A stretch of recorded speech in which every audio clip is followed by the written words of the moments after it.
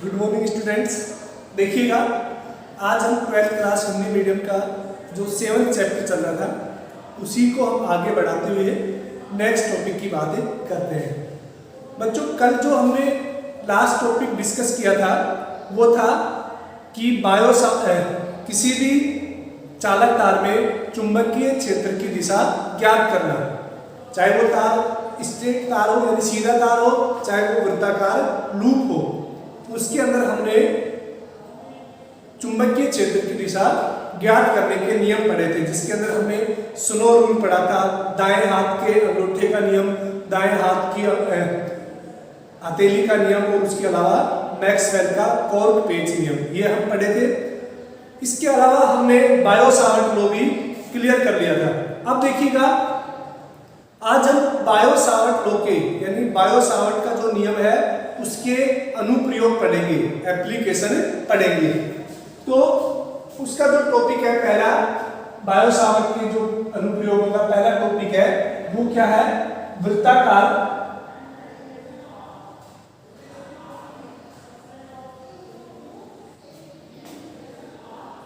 Loop द्वारा चुंबकीय क्षेत्र,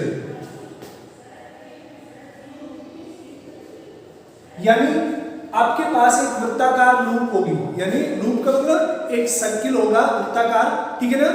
तो वृत्ताकार लूप द्वारा चुंबकीय क्षेत्र ज्ञात करना है। यानी जैसे आपके पास एक वृत्ताकार लूप है, इसके द्वारा इसमें करंट अगर मान लेते हैं आई करंट बह रहा है, इसमें आई करंट विद्युत धारा बह रही है, तो इसके वजह से कितना चुंबकीय क्षेत्र होगा वो आपको ज्ञात करना है।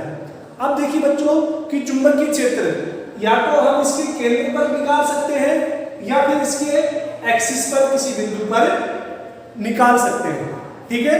यानी चुंबकीय क्षेत्र हम दो जगह निकालेंगे, एक तो इसके केंद्र पर, दूसरा इसकी अक्ष पर, ठीक है? तो पहला जो टॉपिक है हमारा कि वृत्ताकार लूप के द्वारा जो चुंबकीय क्षेत्र है वो कहां पर है? लूप के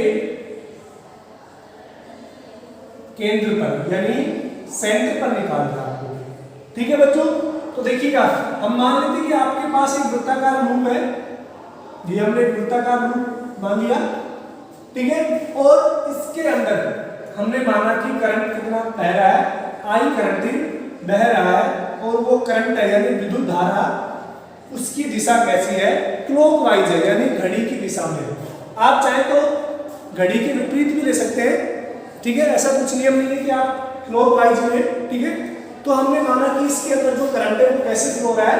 क्लॉकवाइज, घड़ी की दिशा में बह रहा है। अब देखिएगा, अगर हम ये मानते हैं कि ये इसका केंद्र हो गया O, अगर हम इस धारा की वजह से, विद्युत धारा की वजह से इस बिंदु O पर चुंबकीय क्षेत्र की दिशा ज्ञात करें तो वो किधर होगी?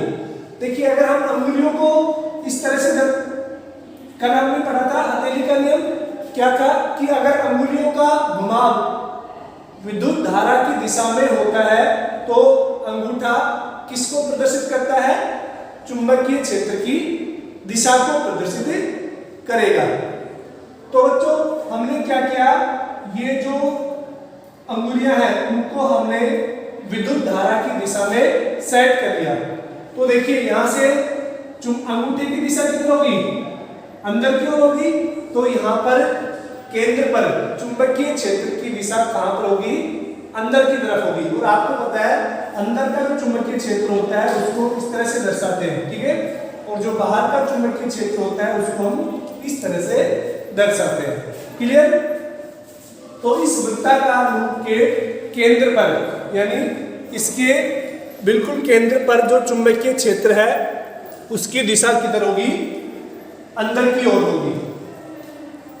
अब आपको पता है कि बायो-सावर्ट का नियम, बायो-सावर्ट का नियम क्या कहता है कि जो स्मॉल करंट एलिमेंट की वजह से जो चुंबकीय क्षेत्र होता है वो कितना होता है? μ0/4 पाई I dl sin थीटा बटे r स्क्वायर। बच्चों ये क्या होता है, बायो सावर्ट नियम का फॉर्मूला। क्लियर। तो सबसे पहले हम क्या करते हैं, एक छोटा सा एलिमेंट मान लेते हैं कि ये एक एलिमेंट हमने मान लिया Dl, क्योंकि बायो सावर्ट का नियम केवल Dl के लिए ही मैग्नेटिक फील्ड ज्ञात कर सकता है। अब देखिएगा, हमने मान लिया कि ये Dl है और इसकी केंद्र से दूरी कितनी है, r दूरी है, यानी इस वृत्ताकार लूप की त्रिज्या है वो कितनी हो गई, r के बराबर हो गई। क्लियर बच्चों। और आपको ये भी पता है कि ये जो Dl होता है ये एक सदिश राशि है।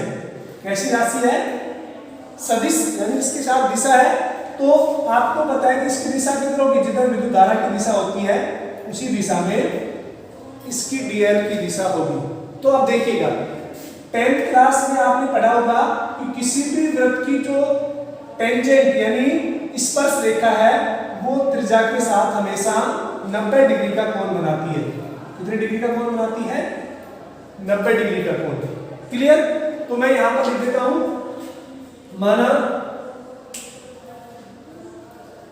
माना एक वृत्ताकार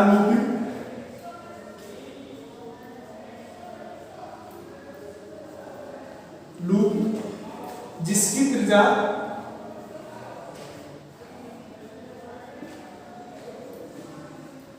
r है तथा लूप में धारा I घड़ी की दिशा में प्रवाहित हो रही है।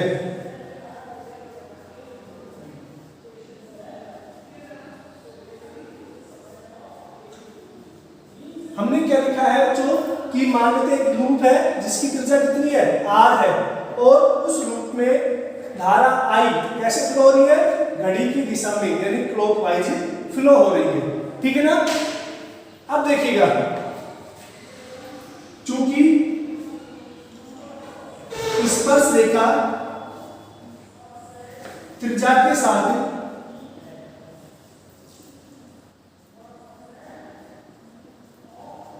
समकोण बनाती है,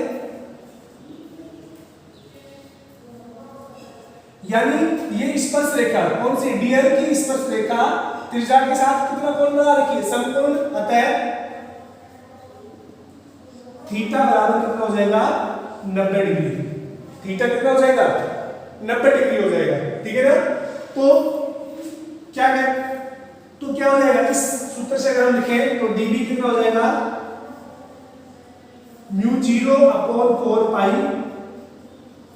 I dl sin 90 upon r²। Clear बच्चों। ये इस स्मॉल dl की वजह से क्या हो गया, इस बिंदु O पर यानी केंद्र पर चुंबकीय क्षेत्र का परिमाण हो गया। ठीक है। अब देखिएगा, हमें तो पूरे इस वृत्ताकार लूप की वजह से चुंबकीय क्षेत्र ज्ञात करना है। ठीक है। तो हम मानते हैं कि ये पूरा वृत्ताकार लूप है, ये छोटे छोटे Dl से मिलकर बना है, ऐसे छोटे छोटे Dl से मिलकर बना है। और आपको पता है कि प्रत्येक Dl के लिए दूरी तो बराबर होगी, क्योंकि वृत्ताकार लूप की त्रिज्या क्या होगी, कांस्टेंट रहेगी, और प्रत्येक का चुंबकीय क्षेत्र भी क्या होगा, केंद्र की ओर होगा, अंदर की ओर होगा। ठीक है बच्चों, केंद्र पर अंदर की ओर होगा।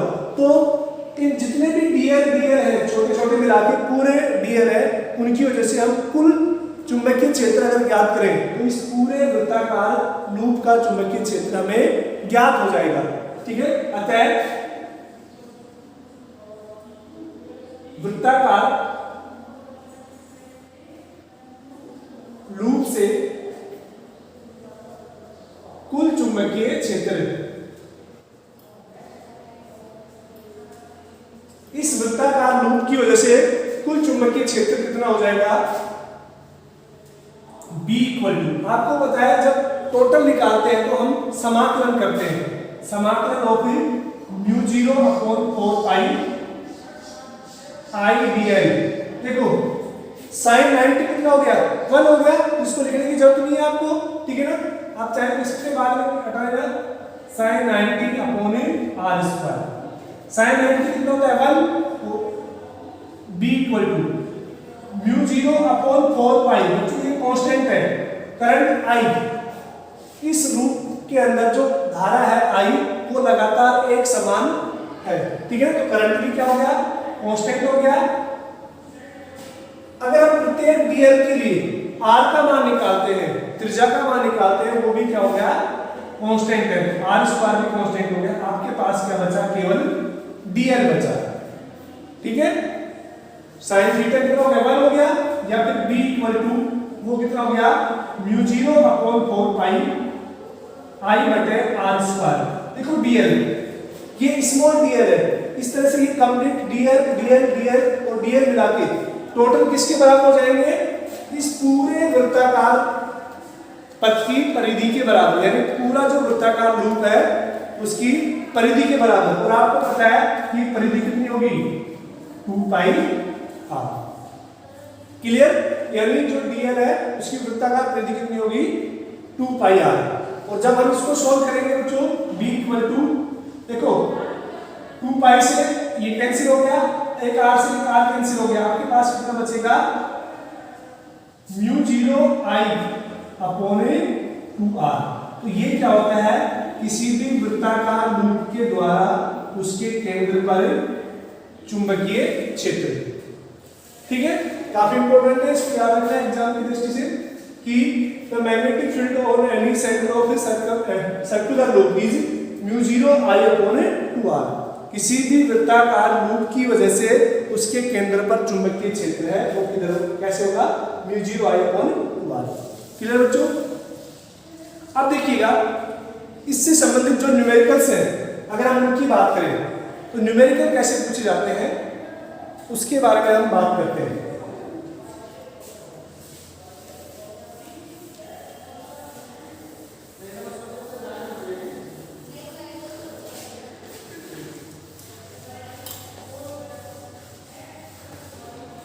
देखिए बच्चों, अब हम देखो पहला केस क्या है, जब आपके पास पूरा सर्कुलर लूप होता है यानी कंप्लीट होता है, तो उसकी वजह से कितना होता है बी चुंबकीय क्षेत्र म्यू 0 I अपॉन 2r।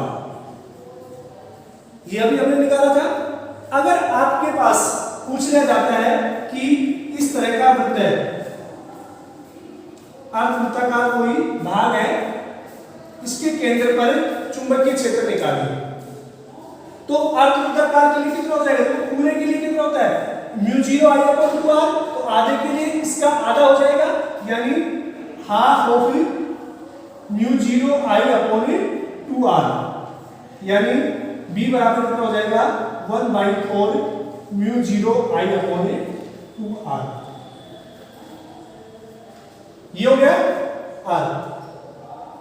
अगर आपसे दे दिया कि इस तरह का 1/4 पार्ट यानी क्वार्टर दे दिया, चौथा हिस्सा, इसकी त्रिज्या भी कितनी है r है, इसकी त्रिज्या भी कितनी है r। ये जो है ये भी r त्रिज्या का है, यानी ये वृत्त का चौथा हिस्सा है, एक क्वार्टर है, चतुर्थांश। तो इसकी वजह से क्या हो जाएगा, इसका फोर्थ पार्ट यानी 1/4 of mu 0 I upon 2r, यानी ये पूरे सर्किल का होता है, उसका चौथा हिस्सा कितना हो जाएगा 1/4, यानी यहां से चुंबकीय क्षेत्र कितना हो जाएगा म्यू 0 I अपॉन 4 2 जा 8। क्लियर बच्चों। अब देखिएगा इसमें और भी आप क्या लिख सकते हैं, अगर आपसे दे दिया कि इस तरह का आपको कोई वृत्ताकार का भाग दे दिया, जैसे त्रिज्या r दे दी और ये कोण आपको दे दिया थीटा, या फिर आपसे बोल दिया कि 30 डिग्री है या 45 डिग्री है, तो आप कैसे निकालेंगे। देखिए बच्चों इसमें डायग्राम में देखिएगा, ये जो पूरा सर्किल होता है, पूरा वृत्त होता है, उसके लिए जो थीटा होता है वो कितना होता है 360 डिग्री होता है। कितना होता है 360 अपॉन 360।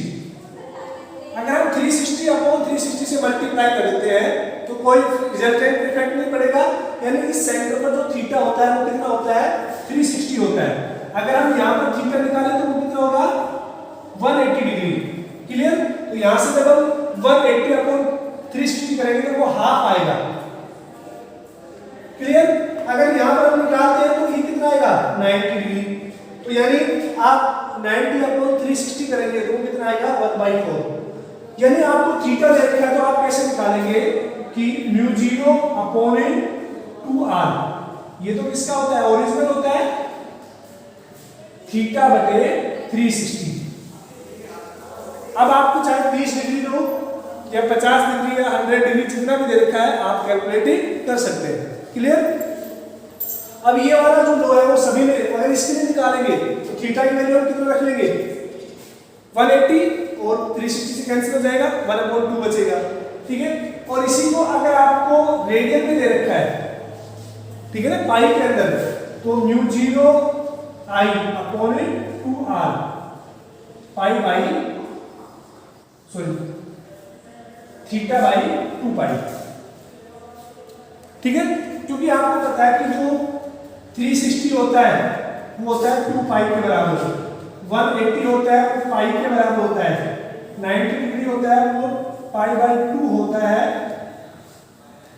45 डिग्री होता है वो पाई बाई 4 होता है, और 30 डिग्री है वो कितना होता है पाई बाई 6 होता है। क्लियर? तो इस तरह से अगर आपको कोण है रेडियन में दे रखा है तो आप पाई में लिख सकते हैं।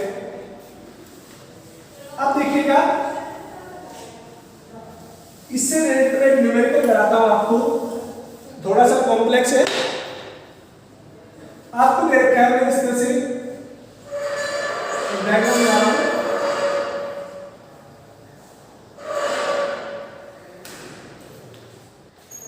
और मैंने दे दिया कि ये वाला जो कोण है वो है अल्फा। इस वाले भाग की जो त्रिज्या है वो हम मान लेते हैं a है, और इस वाले भाग की जो त्रिज्या है वो हम मान लेते हैं b है। क्लियर बच्चों? और इसमें जो धारा है I प्रवाहित हो रही है इस तरह से कंप्लीट लूप में। तो अब आपसे पूछा जाता है कि इस केंद्र पर चुंबकीय क्षेत्र का मान ज्ञात कीजिए, टोटल चुंबकीय क्षेत्र कितना होगा। देखिए बच्चों, यहां से अगर हम इसको PQ मानते हैं, इसको RS मान लेते हैं। एक बार ध्यान से देखिएगा, जो PQ है और जो RS है उनके अंदर, दोनों के अंदर करंट की डायरेक्शन एक दूसरे के अपोजिट है। इसमें करंट ऐसे जा रहा है, इसमें करंट ऐसे आ रहा है। ठीक है ना? तो देखिएगा, पहले हम इस वाले भाग के लिए चुंबकीय क्षेत्र मान लेते हैं B1 होगा, वो कितना हो जाएगा μ0 I अपॉन 2r, कौन कितना है अल्फा बटे 2 पाई। ये वाला हो गया किसके लिए, मैंने बताया था थीटा अपॉन 2 पाई, यहां पे थीटा इसके अंदर क्या है अल्फा, और ये तो कंप्लीट होता ही है। ये इक्वेशन फर्स्ट हो गई। क्लियर बच्चों? अगर हम बाहर वाले के लिए निकालते हैं B2, वो कितना हो जाएगा μ0 I अपॉन 2r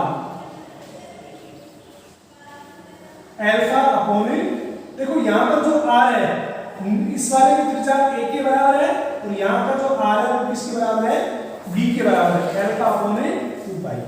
इसको इक्वेशन हमने क्या दे दिया 2। क्लियर बच्चों? यानी यहां पर a हो गया इस वाले पार्ट का रेडियस, यहां पर b हो गया इस वाले पार्ट का रेडियस। क्लियर? अब देखिएगा, अगर हम इस वाले भाग की वजह से चुंबकीय क्षेत्र की दिशा निकालेंगे, ऊपर वाले भाग की वजह से चुंबकीय क्षेत्र की दिशा निकालेंगे, वो कहां पे होगी अंदर की ओर होगी। क्लियर? अगर इस वाले भाग की वजह से हम चुंबकीय क्षेत्र की दिशा निकालेंगे तो अंगूठा किधर है बाहर की ओर, यानी चुंबकीय क्षेत्र की दिशा किधर होगी बाहर की ओर होगी। यानी ऊपर और नीचे वाले भाग की वजह से चुंबकीय क्षेत्र एक दूसरे के विपरीत दिशा में होगा। ठीक है ना? यानी जो कुल चुंबकीय क्षेत्र है वो क्या हो जाएगा माइनस हो जाएगा। क्यों? क्योंकि चुंबकीय क्षेत्र एक सदिश राशि होती है, और वो अगर विपरीत दिशा में है तो क्या हो जाएंगे माइनस। तो कुल कितना हो जाएगा B, अगर हम टोटल निकालेंगे नेगेटिव तो वो कितना हो जाएगा P1 माइनस B2। B1 ज्यादा होगा क्योंकि ये दूरी कम है, B2 कम होगा क्योंकि दूरी ज्यादा है। तो यहां से देखिए B1 की वैल्यू कितनी है बच्चों, μ0 I अपॉन 2r। तो r की जगह क्या है आपके पास a, alpha upon 2 pi minus μ0 upon 2b I alpha upon 2 pi. Clear? अब देखिएगा μ0 I अपॉन 2 इंटू 2 पाई को कॉमन है दोनों में, ये हम कॉमन लेते हैं, μ0 I अपॉन 4 पाई कॉमन हो गया, कितना बचा 1 upon a minus 1 upon b। ठीक है ना, यहाँ पे 1 अपॉन a बचेगा, यहाँ पे 1 अपॉन b बचेगा। और इसको जब हम एलसीएम लेके सॉल्व करेंगे तो वो कितना हो जाएगा μ0 I upon 4 pi a into b upon sorry b minus a upon a b। तो ये क्या हो गया बच्चों, इस वाले डायग्राम के लिए नेट चुंबकीय क्षेत्र। आज के लिए इतना ही, साथ साथ उसको नोट करना ऐसे कैसे, जो मैंने लैंग्वेज लिखा रखी थी उसके साथ साथ। कल हम बात करेंगे कि किसी भी वृत्ताकार लूप के एक्सिस पर चुंबकीय क्षेत्र, अक्ष पर चुंबकीय क्षेत्र। Thank you.